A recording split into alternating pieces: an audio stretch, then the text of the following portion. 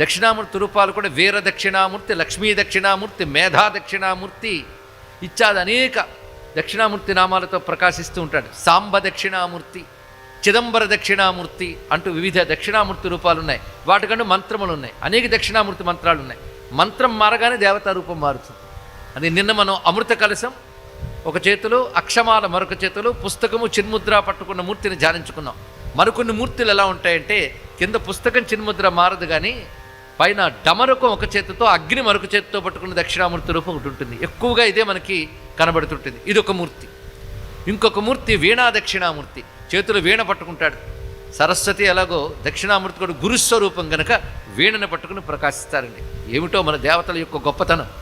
ఒక దేవుడు వేణువు పట్టుకుంటాడు, ఒక దేవుడు వీణ పట్టుకుంటాడు, ఈయన డమరకం కూడా పట్టుకుంటాడు. అంటే సంగీత వాద్య పరికరాలు కూడా చేతి అలంకారాలుగా ధరించినటువంటి దేవతామూర్తులు అద్భుతంగా మన సనాతన ధర్మంలో కనబడుతున్నాయి. విద్యల దేవతలు వాళ్ళు. ఎందుకంటే పరమేశ్వరుడు సర్వవిద్యా స్వరూపుడు, ఈశాన సర్వవిద్యానం అంటున్నాం. అటువంటి దక్షిణామూర్తి యోగమూర్తి. ఈ దక్షిణామూర్తులు అందరూ యోగమూర్తి. మరొక మూర్తి ఉంది యోగమూర్తి.